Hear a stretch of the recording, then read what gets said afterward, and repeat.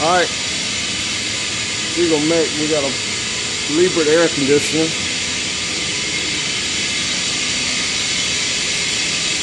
And that's the supply coming off.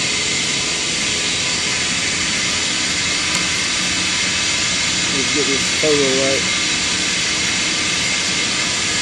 That's the air handler, supply, humidity.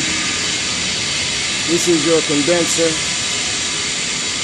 You got a bad fan motor for the condenser. So we can drop the bottom, you can drop the blower motor out for the condenser. You get the compressor in the back. We got a scroll compressor. And it's a Liebert unit. And it's your condenser, and that's the condenser coil right there. So it's not too bad to work on. The blower wires coming from the control panel.